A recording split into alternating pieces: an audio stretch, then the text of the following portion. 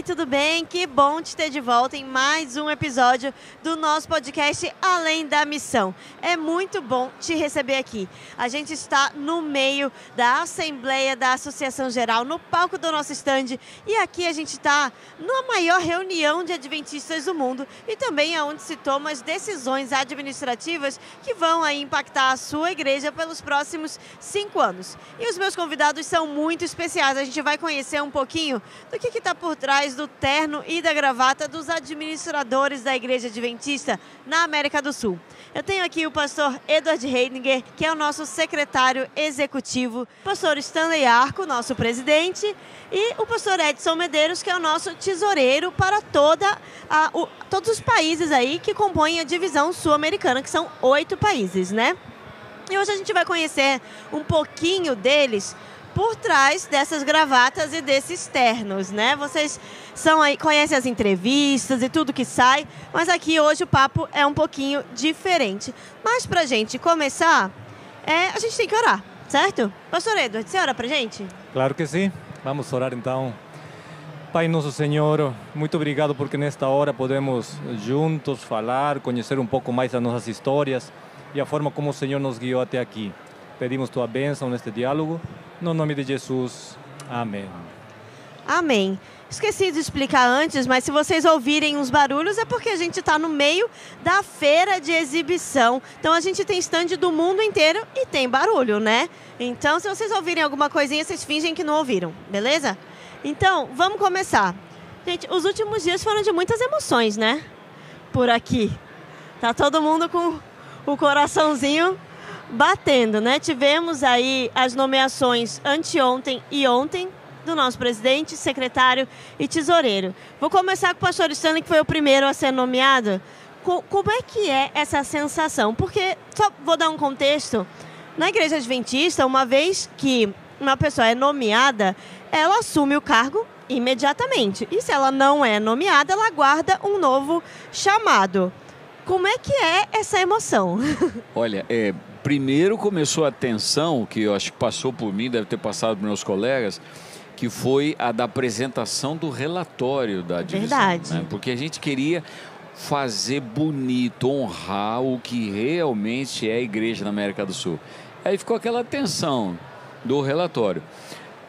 Eu tive um pouco menos de folga, eles tiveram um pouquinho mais, porque terminou o relatório, no outro dia de manhã já foram os trabalhos. Então eu só tive à noite essa folga.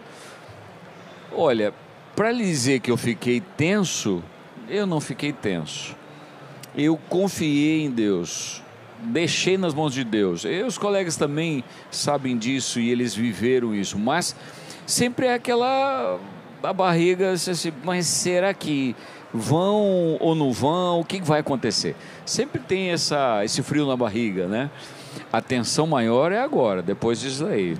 Agora tem que começar a decidir várias coisas, né? E eu imagino, sim, que não deve ser pela expectativa do cargo, mas se colocando nesse lugar humano de o que vai ser da minha vida, da minha família. Eu me mudo de novo ou não me mudo de novo?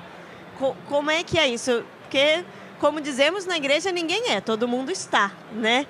Pastor Edson, como é que foi? Você estava contando um pouquinho aqui nos bastidores dos seus filhos te perguntando.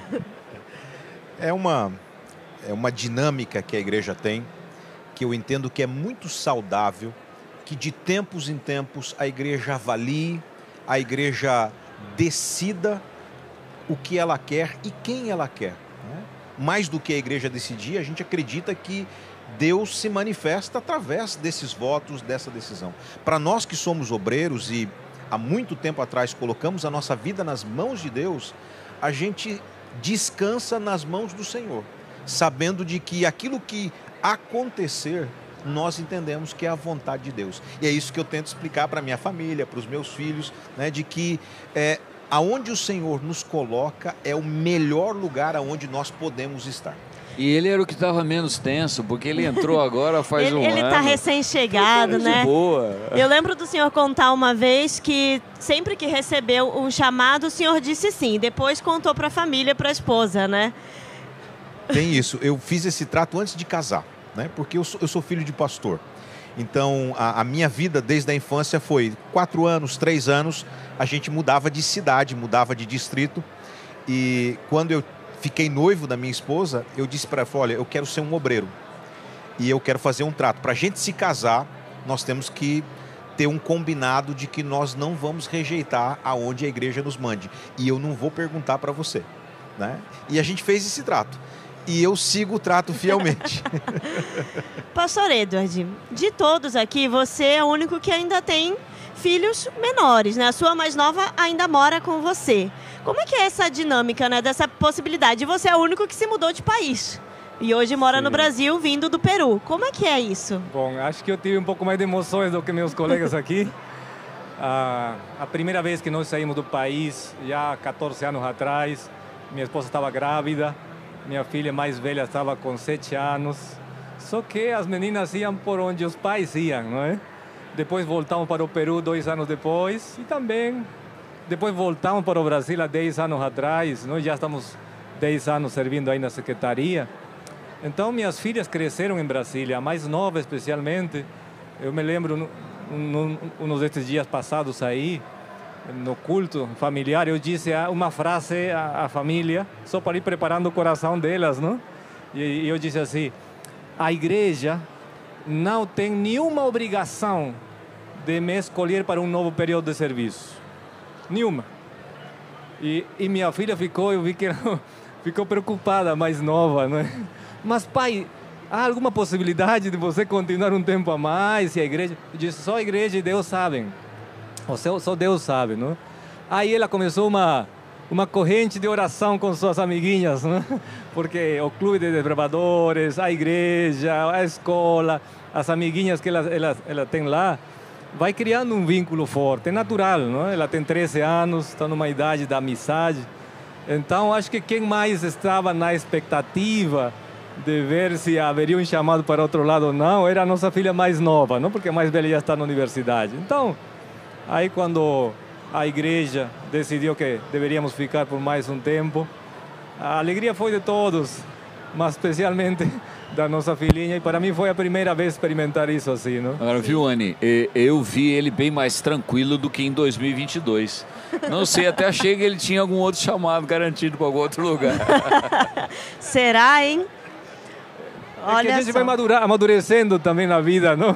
E esses momentos te fazem orar, pensar, refletir e deixar tudo nas mãos de Deus. Mas eu sim sinto que esta vez foi mais tranquilo. É encontrar a paz que excede todo o entendimento, né? E literalmente a vida de quem tem a dedicação exclusiva para a igreja a sua vida está na mão da igreja, está nas mãos de Deus. E isso é uma bênção, né?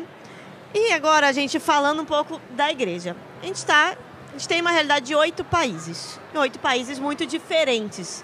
Pode até ser que alguns tenham uma cultura um pouco parecida, o idioma parecido, mas não é a mesma coisa.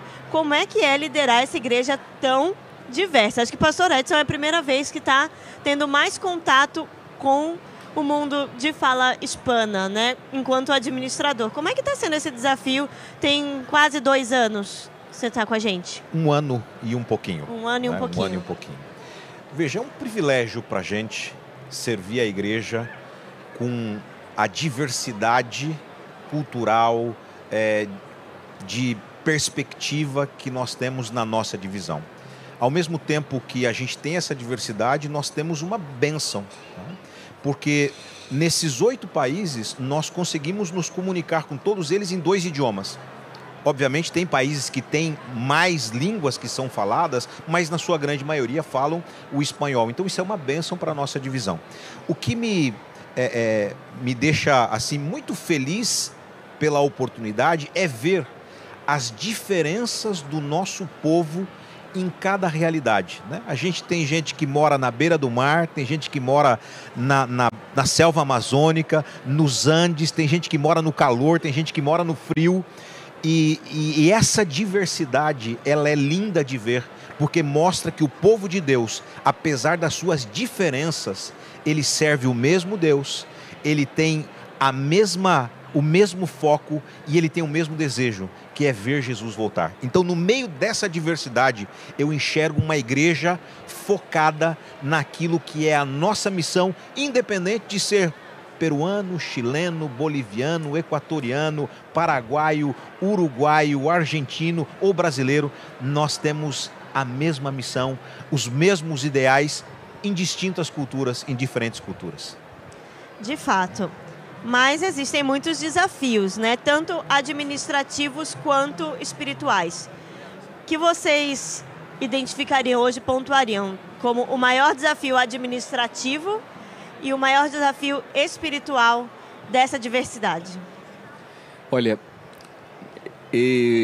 as diferenças de cores dão um colorido especial quando estão unidas. Então, as diferenças de ideias, da idiosincrasia de cada lugar, vai dando o conjunto do que é a América do Sul, de 8 países. Isso é legal.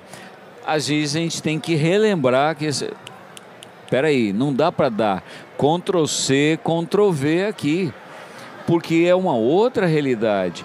Então, dentro do próprio planejamento estratégico, a gente na divisão não diz como. A gente trabalha no norte, na direção, na estratégia.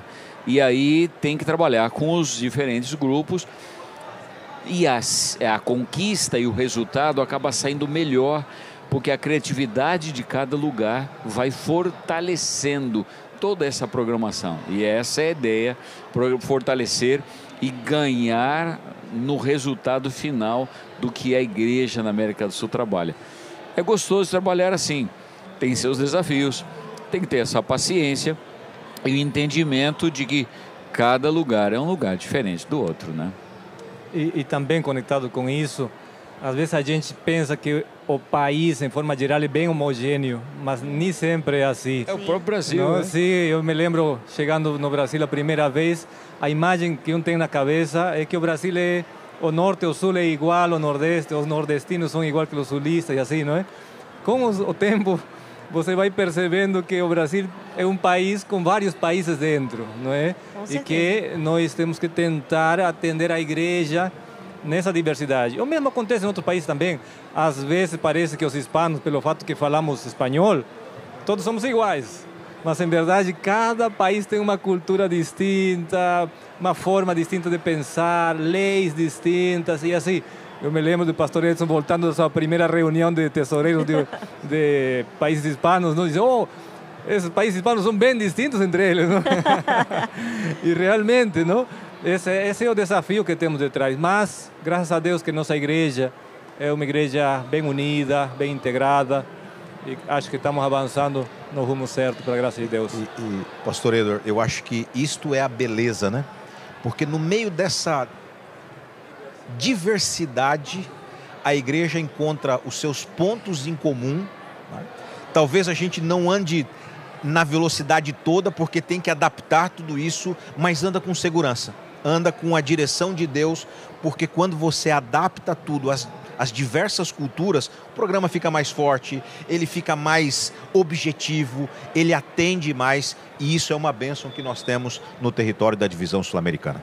Com certeza, né? Eu estava lembrando, né, das pessoas falando no Peru, por exemplo, que os peruanos que vivem do lado da selva têm uma cultura, os que vivem do outro lado, outra cultura totalmente diferente. A gente tem países um pouco mais conservadores, em que costumes como uma aliança de casamento podem gerar um ruído, né? São muitas adaptações, mas ao mesmo tempo a riqueza de métodos de evangelismo que talvez aqui no Brasil a gente não conheça, né? Caminhos que a gente não conheça. O senhor mencionou planejamento integrado, né? Uma coisa que a gente tem ouvido lá no escritório há um tempinho, que agora em agosto vai acontecer um grande encontro, né, de administradores, de departamentais de todo o território da divisão para trabalharem juntos. O princípio é, um monte de cabeça junto pensa melhor do que só um pouquinho?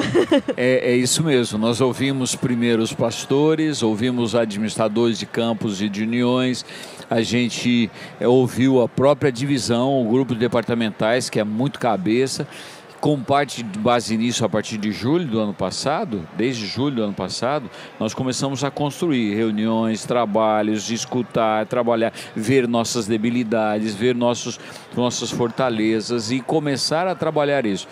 A gente entendeu dentro desse processo todo é que o nosso papel como divisão sul-americana é estabelecer a estratégia no conjunto. Mas a resposta do como chegar neste lugar onde nós colocamos está na igreja local. Como é que eu posso, na igreja local, o nível de campo é o prático, o usual. Como fazer isso? Como chegar a esse resultado? E aí ele coloca a cor da selva, da cidade grande, do litoral, do altiplano, de cada lugar, com as suas realidades. O como, e aí ele pode usar e fortalecer isso. Então é um planejamento onde todos participam e todos se envolvem, sim. Em agosto, o que acontece em agosto? Em agosto a gente leva todos os departamentais, administradores da divisão, das uniões e dos campos para a gente então responder o como e poder avançar juntos para esses 5 anos.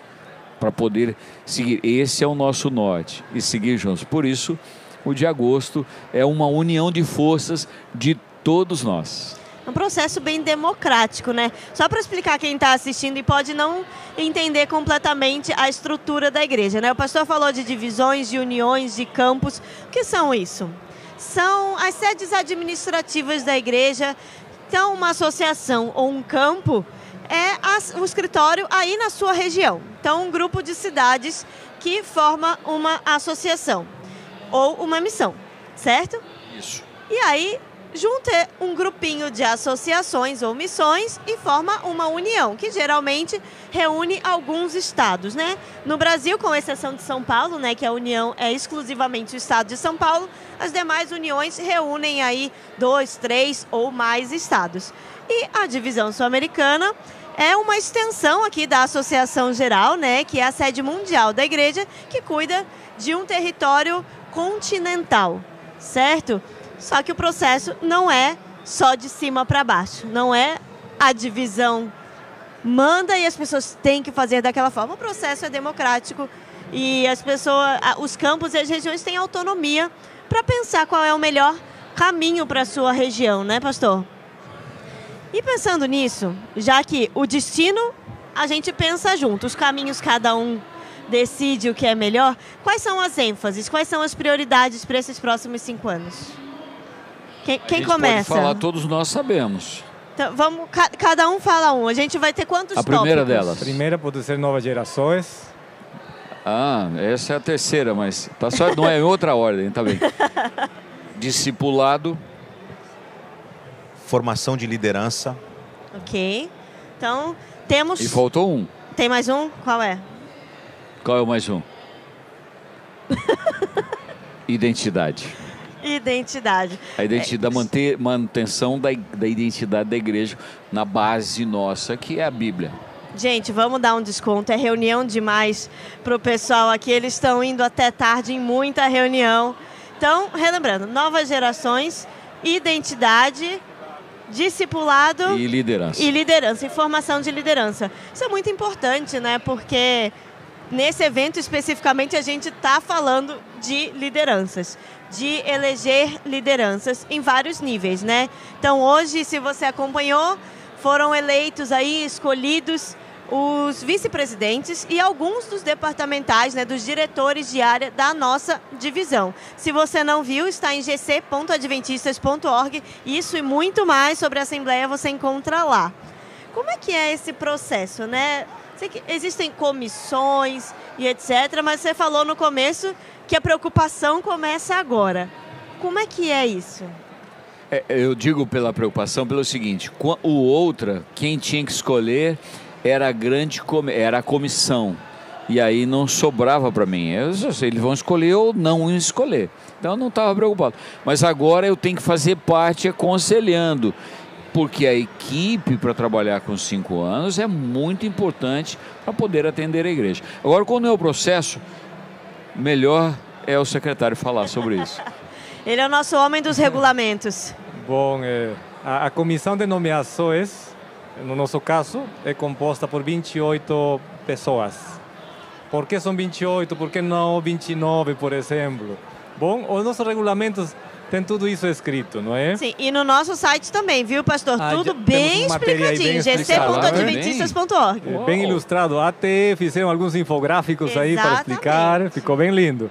Então, o regulamento diz que do total de delegados que nós temos, no nosso caso, como divisão, nós temos 282 inicialmente delegados, o 10% deles teriam que formar ou fazer parte da comissão de nomeações. Por isso que a nossa comissão tem 28 membros, tá bom? Então, essa comissão já trabalhou para propor nomes para a liderança mundial da igreja, 2 administradores que estamos aqui, e agora estamos trabalhando no tema dos diretores de departamento, vice-presidentes da nossa divisão sul-americana, não é? A própria comissão escolhe entre eles um presidente e um secretário, porque alguém tem que liderar essa comissão. Não podemos ser nós, não pode ser o pastor Stanley, que normalmente lidera uma comissão de nomeações da divisão sul-americana. Neste caso, ele é conselheiro e nós 3, em forma geral, também, juntos, não é? Só que o presidente da comissão é escolhido entre eles e, maiormente, é o presidente da igreja, de uma região da igreja que tenha mais experiência como presidente administrando a igreja.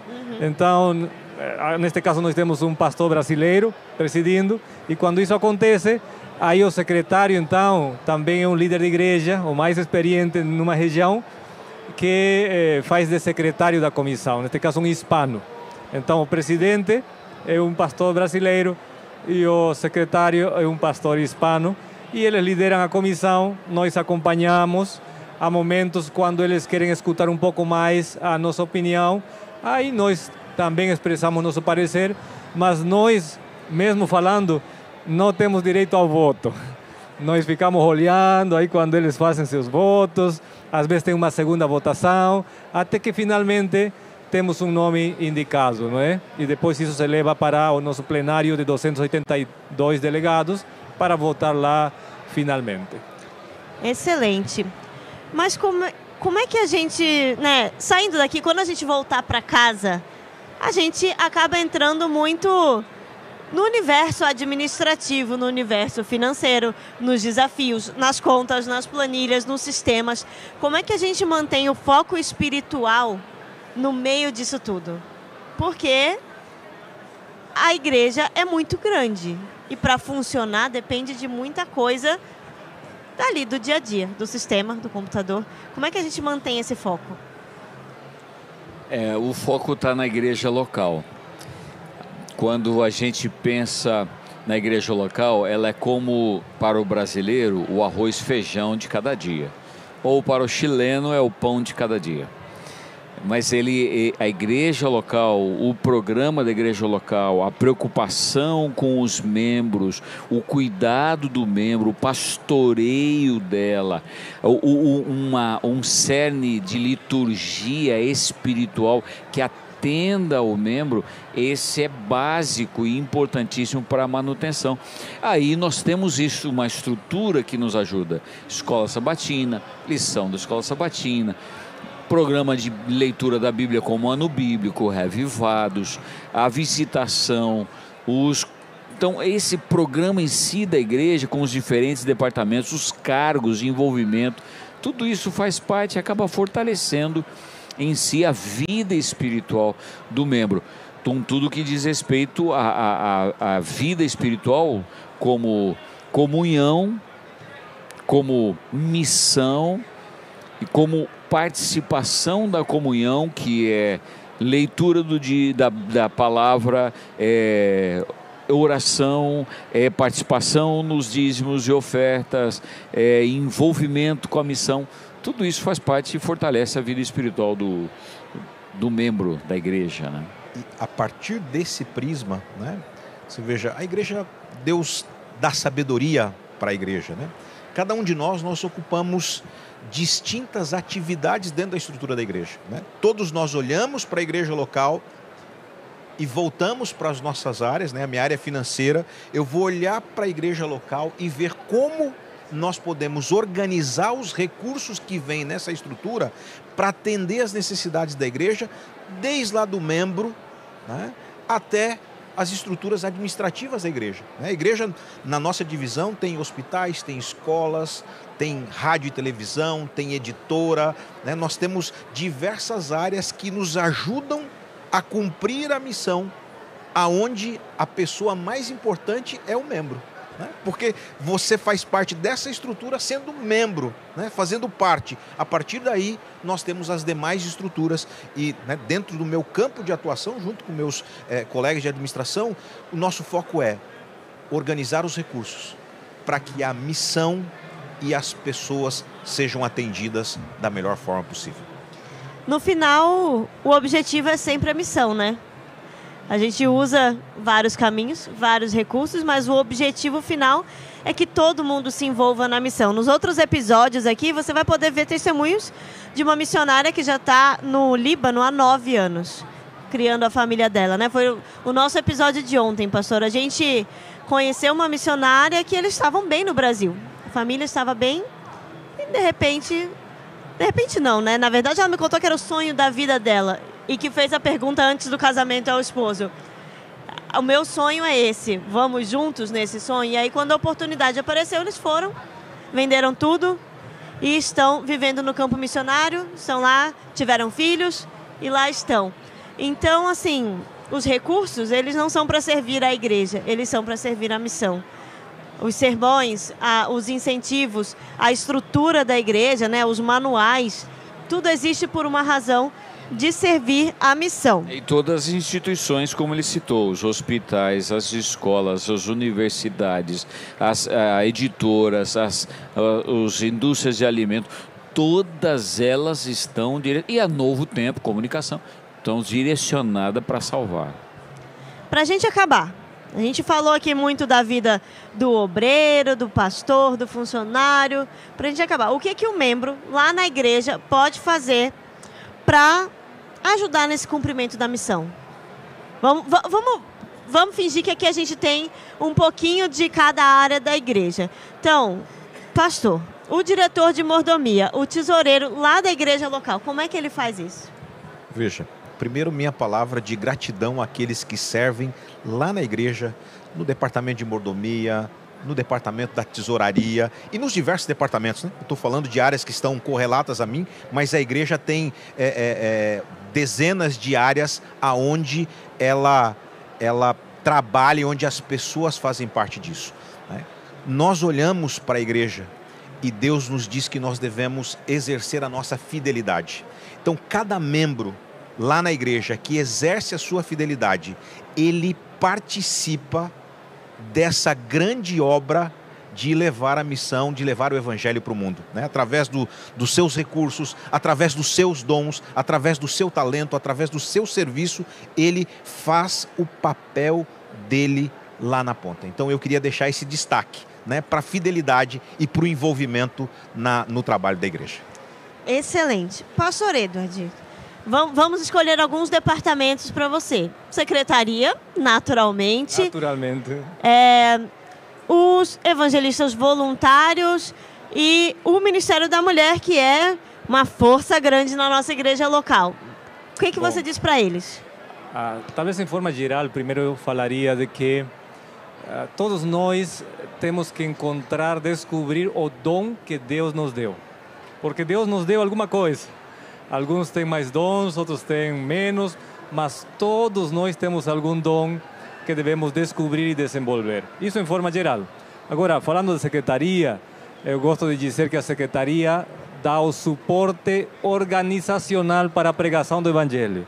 Tudo que tem a ver com votos, com atas, com documentos, com procedimentos, dando esse suporte para organizar a igreja para o cumprimento da missão. Falando do Ministério da Mulher, sem dúvida, as mulheres são a força maioritária na igreja.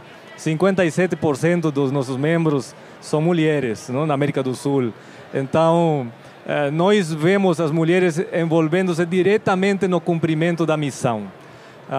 Pode ser no Ministério da Oração, pode ser na recepção, pode ser no próprio evangelismo ou dando estudos bíblicos de forma pessoal também. E você perguntou também dos evangelistas missioneiros, algo assim, era? Sim, os nossos evangelistas lá na igreja que não necessariamente são ligados a um departamento, mas que a gente sabe daqueles irmãos que se dedicam tempo para dar estudos bíblicos, para falar de Jesus de várias formas diferentes. Bom, a eles, já que eles estão dando, eu diria, e acho que é uma grande necessidade da igreja, é formar a outros para que também deem estudos bíblicos. Porque nós temos na igreja já um grupo antigo de membros, que quase sempre são os mesmos que trazem as pessoas para serem batizadas. Eles são os conhecidos por darem estudos bíblicos. Entra a formação de liderança aí nesse trabalho. Então, isso aí, que é o que nós esperamos. É que eles ensinem a outros como que se dá estudo bíblico. Há pessoas que querem dar estudo bíblico, só que não se animam.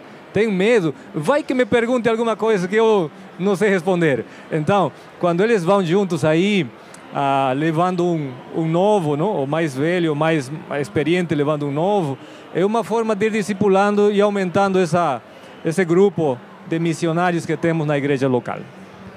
Excelente. Pastor Stanley, agora a gente vai falar com o ancianato, diáconos, diaconisas, esse é seu recado. E para a igreja, no geral, para a gente poder fechar esse episódio lá em cima. Queridos, vocês são os administradores da igreja local. Enquanto um pastor tem no seu distrito várias igrejas, um sábado ele está pregando numa igreja, você como ancião, como líder, está pregando nas outras. A nutrição espiritual dos nossos membros depende mais de você do que do próprio pastor, em certo sentido. Capricha, faça o melhor dentro da palavra, não conta piada não, fala do que é a palavra, da solidez, da importância da palavra, mas leve aos membros a não ter simplesmente a comida pronta, mas que ela possa buscar ainda mais informações, dados e ter a comunhão pessoal cada dia. Agora, Anne, eu queria dizer mais para ele. Visite nossos membros, acompanhe nas suas atividades, envolva a casa dele, aonde ele está vivendo, onde ele está morando, é parte importante da sua vida espiritual, onde ele está trabalhando. Visite esses membros, ajude-os, pastores e anciãos e diáconos, para que isso possa ser motivador e apresentar o Evangelho em 8K, colorido, bonito, para poder oferecer Jesus a todas as pessoas. Missão e relacionamento são um casamento indissolúvel, né? Você não consegue alcançar o coração de outra pessoa se você não se relaciona com ela. Gente, foi incrível, foi maravilhoso. Todo dia a gente tem o nosso dever de casa e o seu dever de casa é discipular alguém hoje. Beleza? A gente tem aí a nossa série de deveres de casa de todos os episódios. Muito obrigada por vocês estarem aqui. Foi um prazer. Assistam, compartilhem. Daqui a pouco o episódio, o link separado vai estar disponível para você. Muito obrigada e tchau, tchau.